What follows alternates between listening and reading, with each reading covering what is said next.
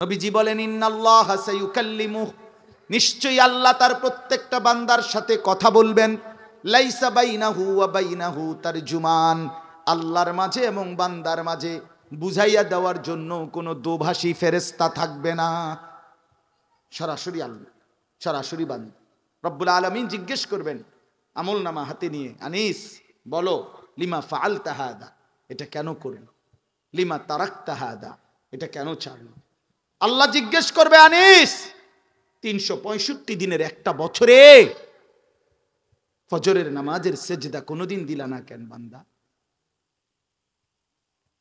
খোদার একটা বছরে কোনোদিন মনে পড়লো না? বলো না যুবক ভাই, এই নওজোয়ান ভাই, কোনোদিন মনে পড়লো না ফজরের নামাজের কথা? আপনারা যারা ফজরের নামাজ কোনোদিন পড়েন না, এই বাপ, কারণটা কি বলেন না? কোনোদিন সকালবেলা মালিক কিভাবে সূর্যটা উঠায়, ভোরের আলোটা কেমন হয়, ভোরের বাতাসটা কেমন হয়, এটা কি কোনোদিন দেখবেন না?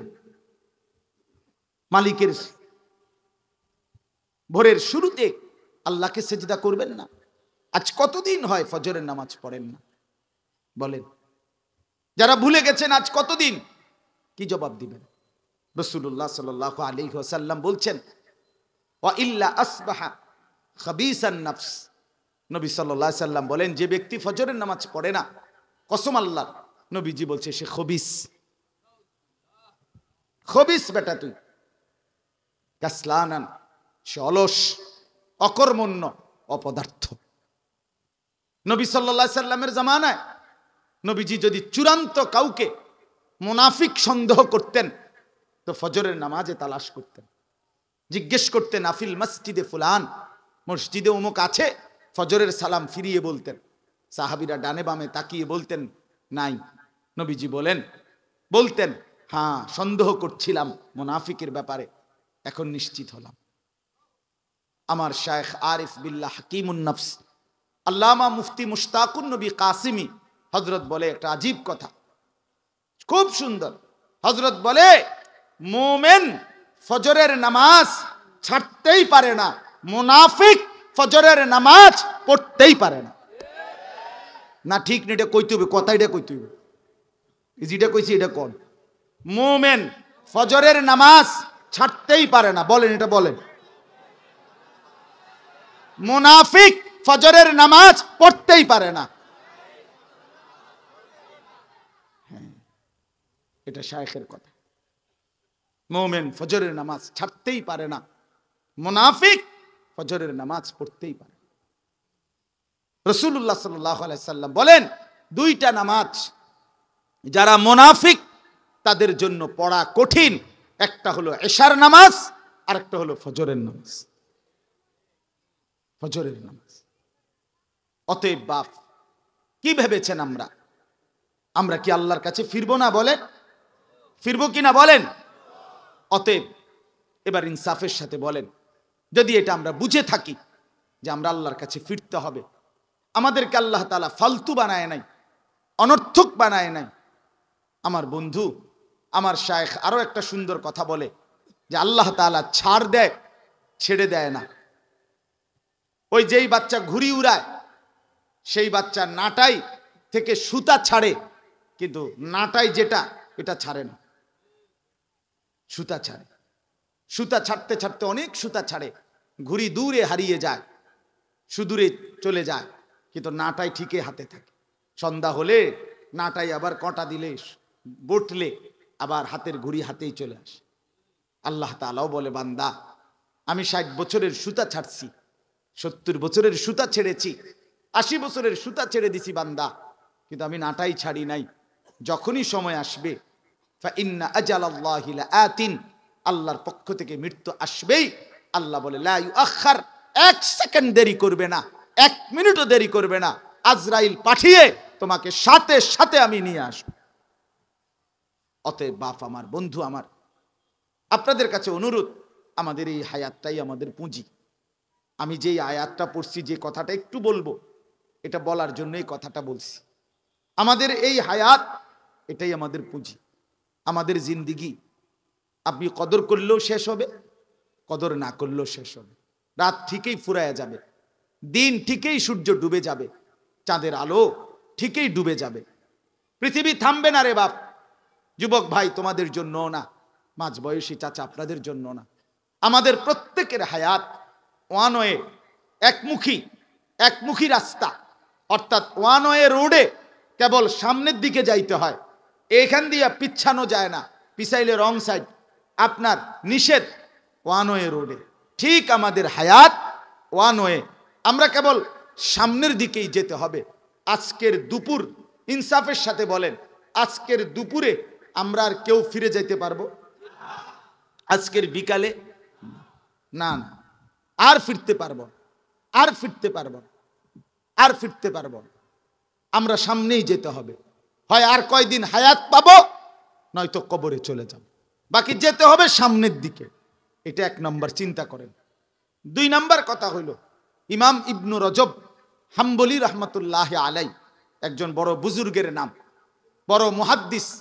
ওনার একটা বিখ্যাত কিতাব আছে লাতাইফুল মাআরিফ, ওই কিতাবের মধ্যে আছে, তিনি লিখছেন, হযরত মুজাহিদ রহমতুল্লাহ আলাই বলছেন, বিখ্যাত তাবিঈ মুফাসসির, তিনি বলছেন প্রত্যেকটা দিন যখন শুরু হয়, প্রতিটা রাত যখন শুরু হয়, এই রাতের শুরুতে, দিনের শুরুতে ওই দিন এবং রাত পৃথিবীবাসীকে ডাক দিয়ে বলে, হে জগৎবাসী, খোদার কসম আমি একবারের জন্যই পৃথিবীতে আসছি, আল্লাহর বান্দারা আমি আর আসবো না কোনোদিন, তোমরা আমারে কদর করো, নষ্ট করো, আমি আর আসবো না, আমি আর আসবো না।